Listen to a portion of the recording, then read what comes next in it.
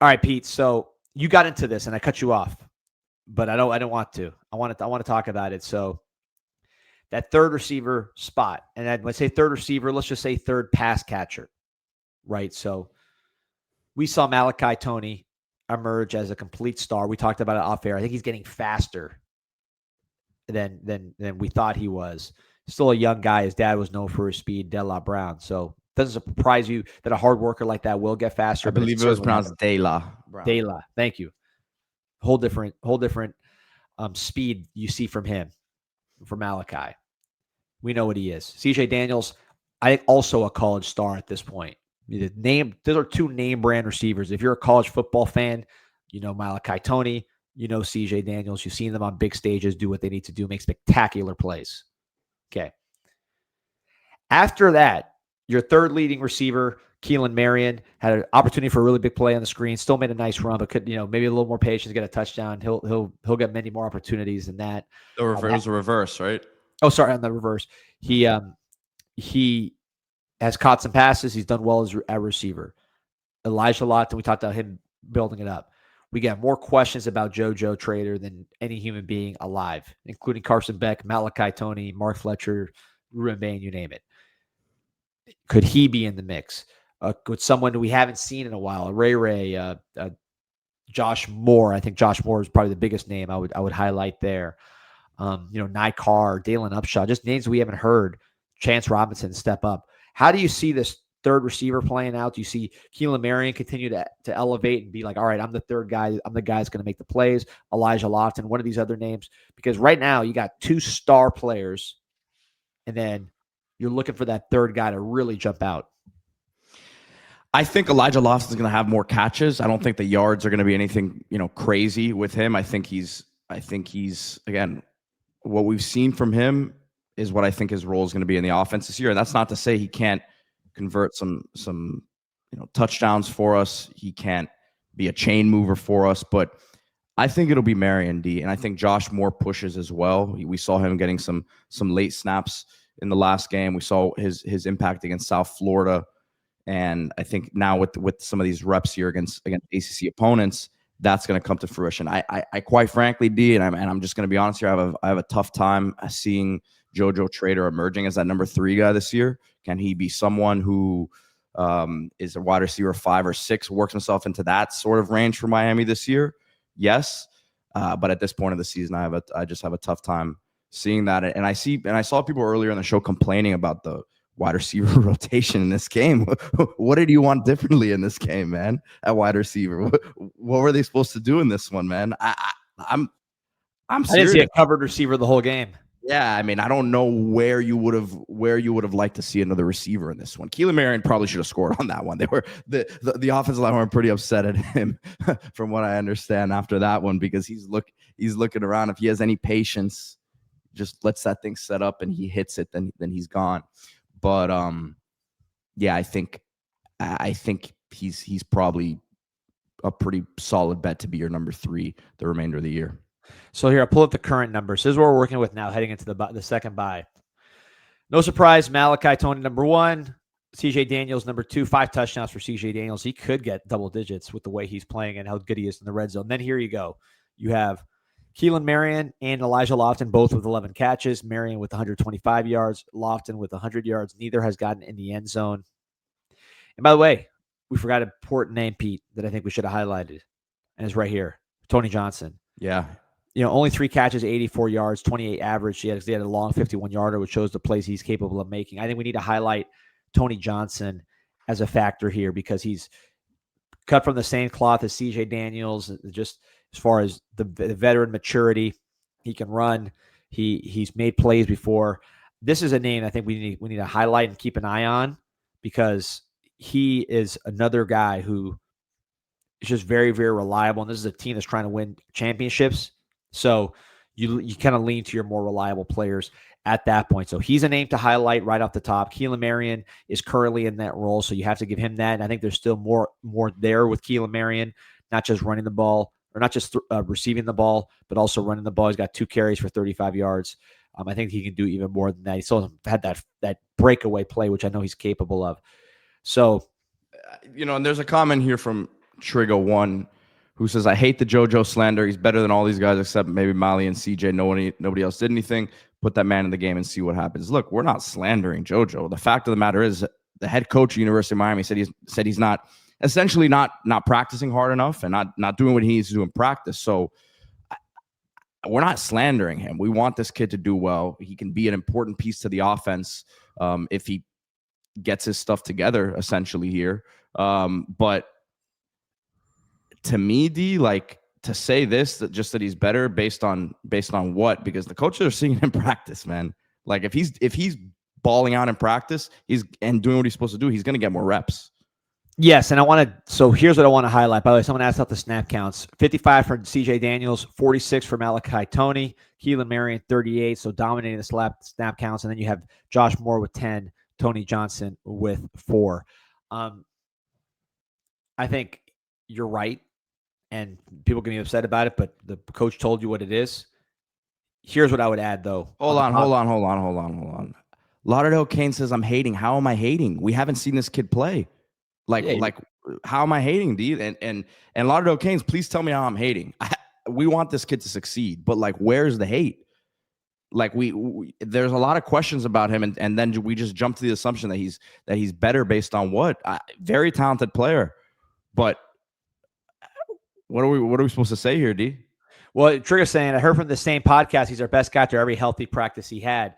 So in the spring, I was at practice. Yeah, I didn't say this. Say this. No, but you said. I mean, you saw it in the one-on-one. No. I didn't push it as hard as you did, D. I'm sorry. I see. You know that, D. You know that. You know what I told you before the season. Before the season difference. So during spring, I said, yeah, this guy is making the most plays. He's the most athletic receiver we have, and he was the best. Like, he was.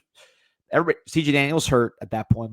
Malachi's a true freshman. We were saying this guy's, he was the focus. He looked like the best receiver. Now, in fall camp and summer, what changed? Who did you hear on this podcast every single time you tuned in? And people listening are probably saying it because they know Malachi Toney. Because the consistency of practice of Malachi Toney really took a whole nother level during that time. He was always consistent. So it wasn't even a change in that way. It's just the buildup of all the good work he had done.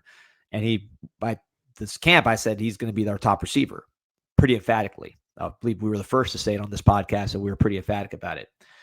And then CJ Daniels got healthy as well. And at that time, JoJo got hurt his ankle, and had to work back. I think what you heard from Mario, I'm not saying anything different than what Mario has said, is now here in this current unit, getting ready to play games, the practice performance needs to step up. And that's, again, there was no secret made about it. Now, here's the positive I will say about JoJo. We're talking about a bye week.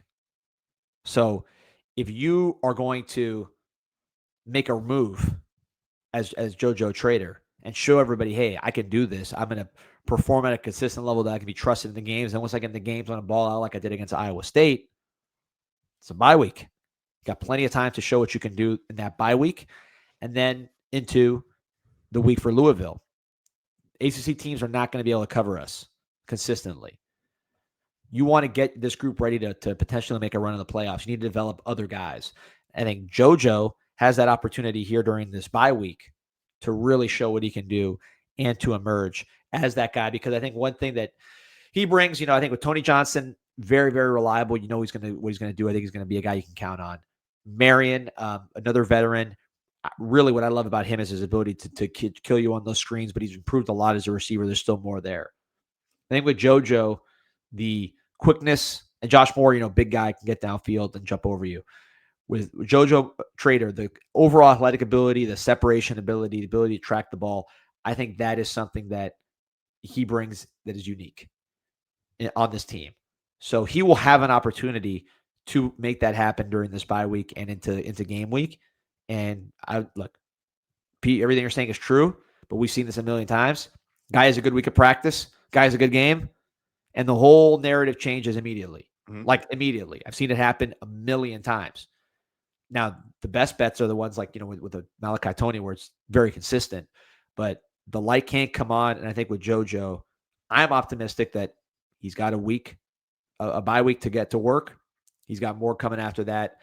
He can really elevate himself, and that's what I hope happens. Papa Cool says, if we're losing 6 receivers after the season, why put JoJo away to go for look in the portal for a receiver? No one's pushing JoJo away. Like, this is what's funny to me, man. Who the heck is pushing JoJo away? He just got to get on the field. Yeah, trust me, nobody would rather have JoJo dominating than the Miami Hurricanes. First of all, they like JoJo. There's not a guy that's like a problem, like, you know, with attitude and stuff, as far as like people want him out the building. He's not that. That's not the case. And everybody knows how talented he is. Everybody saw in spring and how valuable he was to what we were doing at that point with Emery and that crew. So I think it's about continuing to get healthy. And there's been health issues as well. And then taking advantage of this opportunity. I think that's what this whole thing is about, because we do need more to help Tony than Daniels. Daniels is going to be what he does, great routes. His dad was texting me, he's like, don't sleep on CJ Daniels' deep threat. And you saw him catch a deep ball from Carson Beck. So he has that deep threat ability as well.